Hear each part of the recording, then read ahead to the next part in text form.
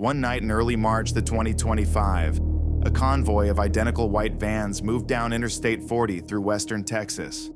No logos, no differences, no reason to notice. Trucker Michael Thomas counted 17 as they passed his Peterbilt in the pre-dawn darkness.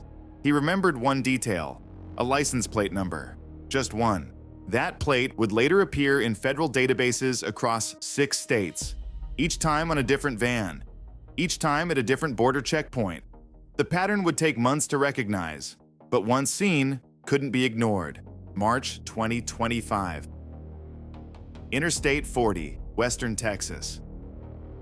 3:47 a.m. Temperature had dropped to 39 degrees Fahrenheit. Wind pushed sand across the empty highway. Thomas drove his Peterbilt eastbound carrying electronics to Memphis. 4 hours until sunrise. Radio played country music. The road seemed empty. Then the white sprinters started appearing. First one passed him, standard speed, no company markings, then another, and another. By 4 a.m., he'd counted 17 identical vans, all heading east at exactly the same speed. Some company moving their fleet, he thought. But this wasn't a company fleet. This was something else. A continental transportation system that had been operating since 2022, moving product east and cash west through dozens of cities. The vans looked ordinary because that was the strategy. Stealth draws attention. Routine disappears. What Thomas witnessed that morning was just a fraction of the network, and it would take a DEA agent's curiosity about one small anomaly in checkpoint data to expose the entire operation. November 2024, Phoenix Field Office. DEA. Agent Robert Chen reviewed border intercept data, looking for patterns and smuggling methods. One number caught his attention. 847 white Mercedes Sprinter vans stopped at various checkpoints over the past year. Of those, only 3 contained contraband, 0.35%. For comparison, when cartels favored a particular vehicle model, hit rates typically ran 15 to 20%. But here, the vans were almost always clean. Too clean to be random, too consistent to be coincidence. Chen requested deeper analysis. All 847 had been purchased between January and August 2022. All new, all paid in cash. Companies buy commercial vehicles through leasing or credit. Cash purchases this large were extremely rare. Now this was worth investigating. He deployed surveillance, cameras at major checkpoints, license plate readers, GPS tracking where legal warrants allowed. Over the next 2 months, the picture clarified. The 847 stops represented multiple encounters with a smaller core fleet. The actual network, 340 unique vans, each making regular runs between specific cities. The same vans stopped multiple times over the year at different locations, which explained the higher stop count. Agents installed GPS trackers on 40 vans, legally, with warrants. Results after 3 weeks.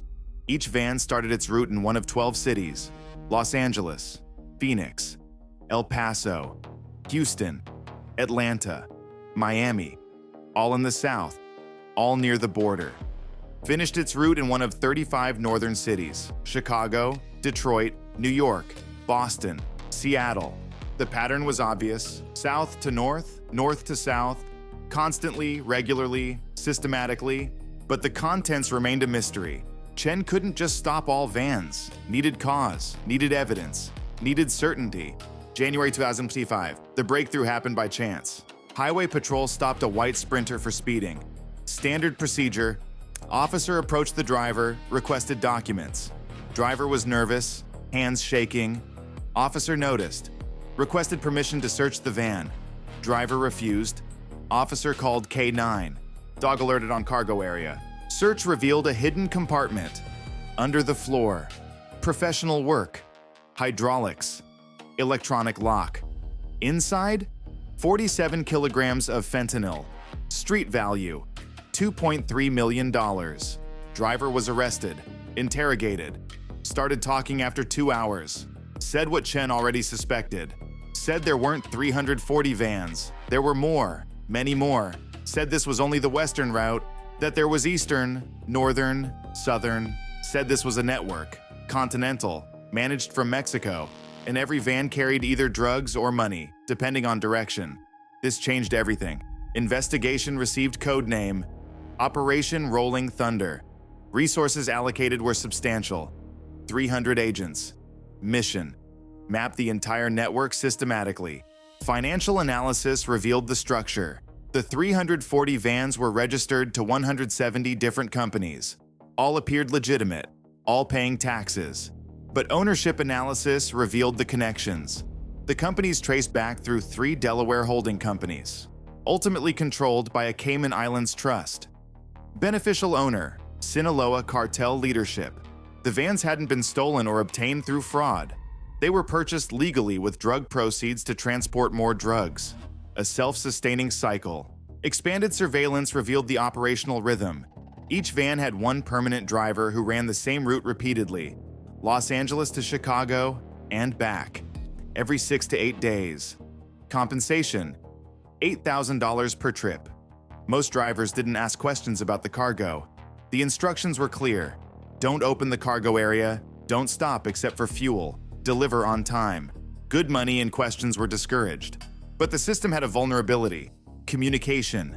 Drivers received instructions through an encrypted messaging application. FBI Cyber Division obtained access after a months-long technical operation involving warrants and exploitation of network architecture. By February 2025, federal investigators could monitor the entire communication network in real time. Every message, every route assignment, every scheduled load. Data was gold. At any moment, 180 to 200 vans were on the road. 90 to 100 heading east with drugs. 90 to 100 heading west with cash. System worked like a conveyor. Continuous. Efficient. Generating $4.3 billion annually. But now feds saw everything. Every van was tracked. Every driver identified. Every route mapped. Only question remained: when to strike, and how to hit 340 moving targets simultaneously. But the intelligence uncovered something unexpected. March 2025. Analysis revealed vans carried more than drugs and money, carried people, trafficking victims, in hidden compartments, with the drugs, or instead of. Surveillance footage from border cameras showed some vans stopped in desert zones. For a minute. Doors opened, people exited, van departed. Van RHTF. Agents checked stop coordinates. Matched known drop points for human trafficking. This wasn't just drug trafficking anymore. This was comprehensive criminal logistics. Drugs, money, people, weapons. Everything through one system. Everything on wheels. Everything invisible. Chen reported to Washington. Operation priority elevated. Attorney General personally approved the plan. RICO charges for everyone: drivers, coordinators, cartel leadership, all. But question remained: how to stop 340 vans scattered across the country? Moving constantly? At any moment 180 to 200 on the road? Impossible to know where each one exactly. Impossible to stop all simultaneously. If you stop one, others get warning. Disappear. Change tactics. Needed different approach. Solution came from FBI Cyber Division. If they had accessed communications, they could potentially access more. Vehicle tracking systems. All 340 vans used GPS-enabled fleet management for coordination. The same systems monitoring the vans could theoretically be used to control them. The approach was conceptually straightforward but operationally unprecedented. On the day of the raids, federal agents would use compromised fleet management software to force all 340 vans into a fail-safe mode, immobilizing them simultaneously regardless of location: highway, city, parking lot. The vans would simply stop, and in that moment, coordinated arrests would occur nationwide. Never done before, never attempted, but no alternatives existed. If you believe stopping 340 vans across America simultaneously is possible, hit that like button. April through August 2025, preparation. FBI Cyber Division worked with fleet management software manufacturer, who didn't know his system was used by cartel. He provided backdoor access, legally, by court order.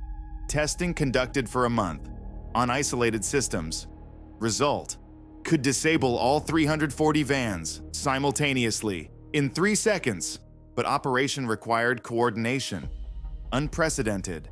DEA, FBI, ATF, Highway Patrol in 28 states, local police in 47 cities, U.S. Marshals, Border Patrol. Total, 4,700 agents and officers. Biggest domestic operation since 9/11. Each van assigned a specific team, GPS tracking in real time. Teams had to be within 5-minute radius of target. Always. 24/7, rotating shifts. Incredible logistics, but necessary. Intelligence update from August 2025 painted a stark picture. The network moved approximately 180 tons of fentanyl annually. The scale was massive. Street value estimates reached into tens of billions. Though, cartel wholesale pricing brought actual revenue to around 18 billion. Of that, roughly 4 billion in bulk cash needed physical transport back to Mexico each year. The remaining proceeds stayed in the United States for laundering and reinvestment. September 2025, undercover operations. DEA embedded agent as driver. Applied through front company. Was accepted after 2 weeks vetting. Cartel was careful. Background checks. Surveillance. Interview with manager who was cartel operative. But agent passed. Because legend was perfect. Because preparation was thorough. First run, Phoenix to Denver, 6 days. Van loaded in industrial zone. Agent didn't see what was loaded. Had no access to cargo area. Just sat and drove. Received instructions through app. Follow GPS. Don't stop. Don't open cargo. Deliver by 11 p.m. Saturday. Route was specific. Not fastest, not shortest, but safest. Avoided major cities. Avoided checkpoints. Used secondary highways. Passed through zones with minimal police presence. This was science. Refined over years. Each route optimized for invisibility. Communication was one way. Agent received messages. Couldn't reply. Fuel at Chevron Station, exit 47, nowhere else. Speed 68 miles per hour. Not faster, not slower. Highway patrol ahead. Keep distance. Cartel saw everything, knew everything, controlled everything. Delivery in Denver, industrial parking lot, 11 p.m. Another van already waiting. 2 minutes, cargo transfer. Agent didn't see contents. Van departed. Agent received message, return. Loading tomorrow, 2 p.m. Return route, Denver to Phoenix. Same pattern, same precision, same invisibility. In Phoenix, cash payment, $8,000, no questions, no receipt, just cash. This was industrial operation, not criminal gang. Was logistics company that simply transported illegal cargo. With FedEx efficiency, with UPS reach, with ghost invisibility. Now it was clear why system worked 3 years. Because looked legal. Because operated professional. Because used legitimate infrastructure. Because hid in plain sight. Best way to move contraband wasn't stealth, was normality. October 2025, final preparation. 4,700 law enforcement personnel briefed. Each received target assignment. GPS coordinates updated every 30 seconds. Teams positioned across country. Waiting. Watching. Ready. Legal framework prepared. 238 federal judges signed warrants, simultaneously, in sealed envelopes, to be opened at strike moment. RICO charges for leadership. Trafficking charges for drivers. Conspiracy charges for coordinators. Asset forfeiture for everything. Vans, money, properties, accounts. Total estimated seizure, $6 billion. Intelligence confirmed timing, January 15th, 2026. Wednesday, average day, 197 vans expected on road, based on pattern analysis. Maximum operational capacity, optimal strike moment, media blackout enforced. No leaks, no previews, no warnings. Operation had to be surprise. Absolute. Complete. One leak would destroy everything. 3 years of work, thousands of hours, hundreds of agents. All depended on secrecy. But someone knew, someone always knows. December 2025. Cartel detected anomaly. 3 vans went silent.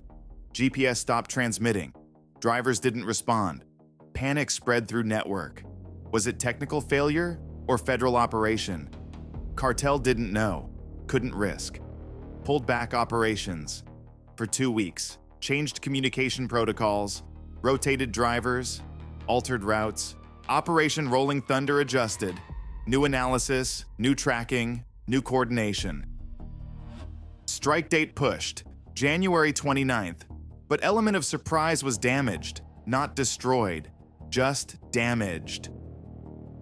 Feds had to move carefully now. Cartel was alert, suspicious, paranoid. January 29, 2026, 5 a.m. Eastern Time. FBI Cyber Division sent command, 3 keystrokes, enter. Across America, 327 vans died. Engines stopped, mid-highway, mid-city, mid-nowhere, just stopped. Drivers confused, tried restarting. Nothing. Checked fuel, full. Checked battery, good. Tried everything. Nothing worked. 13 vans escaped, were offline, independent, not connected to fleet management. Luck saved them, temporarily. 4,700 law enforcement descended. Simultaneously, highway shoulders, city streets, parking lots, industrial zones, FBI, federal agents, exit vehicle, hands visible, drivers surrendered. Some confused, genuinely didn't know cargo, others knowing, accepting fate. Few resisted, were subdued, all arrested, all processed, all charged. Cargo doors opened, revealed hidden compartments, hydraulic systems, electronic locks. Inside, drugs, money, some both. Few had people, trafficking victims, alive, terrified, rescued. By 9 a.m., 327 vans secured, 462 arrests, drivers, loaders, coordinators, security, everyone connected. 73 tons fentanyl seized, 2.1 billion cash confiscated, 47 trafficking victims rescued. Largest domestic operation in DEA history, executed in 4 hours. Across 28 states, 0 agent casualties, perfect coordination, perfect execution. But 13 vans remained, the ghosts, offline, moving, somewhere. 3 days. Manhunt continued, highway patrol, state police, local departments, all searching. January 31st. Last van found abandoned in rural Montana. Driver fled. Cargo gone. But vehicle recovered. DNA collected. Evidence preserved. All 13 drivers identified. Warrants issued. Manhunts active. By February 15th, all 13 captured. Some extradited from Mexico. Others returned from Canada. The rest found hiding within the U.S. Every driver faced federal charges. The prosecutions moved through courts over the following months. Drivers who cooperated received 15 to 25-year sentences. Those who fought received 30 to 40. Coordinators and knowing participants got life without parole. Cartel leadership, extradited and tried under RICO statutes, received the harshest sentences. Asset forfeiture totaled over $6 billion. 327 vans, properties, accounts, everything connected to the operation. But the human cost couldn't be measured in assets. Over the 3 years the network operated, an estimated 90,000 Americans died from fentanyl overdoses connected to this distribution system. 89 drivers who worked for the operation disappeared. Most bodies never recovered. 47 trafficking victims were rescued, but the number who died in transit remains unknown. The mathematics of the operation were brutal, and the consequences would echo for years. The case became a training scenario for federal law enforcement, studied for its coordination and scope. Technology improved. Fleet management systems now face stricter oversight. Bulk vehicle purchases trigger automatic reviews, and pattern analysis algorithms watch for similar anomalies. International cooperation expanded, with Mexico, Canada, and European partners sharing intelligence on vehicle-based trafficking networks. Yet questions remain. How many similar operations exist right now using different vehicles, different routes, different methods, but the same fundamental approach? Cartels innovate constantly. When one system falls, another emerges. The challenge for federal law enforcement isn't just stopping current operations, but anticipating future ones. Technology helps, but human intuition still matters. The breakthrough in this case came from one agent noticing that 847 stops yielded suspiciously few fines. Pattern recognition, human curiosity, and institutional patience combined to unravel 3 years of sophisticated criminal logistics. Subscribe for investigations that expose hidden systems. Share if you believe enhanced vehicle monitoring is necessary, like if you support federal coordination against transnational crime, because the next convoy on the highway might look ordinary, might seem routine, might pass unnoticed, unless someone pays attention, unless someone asks questions, unless someone connects the data points that reveal the pattern underneath. SWAT power, where patterns become evidence, where 340 vans stop as one, where federal coordination defeats criminal innovation, where ordinary becomes suspicious when examined closely enough, where justice requires patience, technology, and the willingness to investigate the anomaly that everyone else ignores.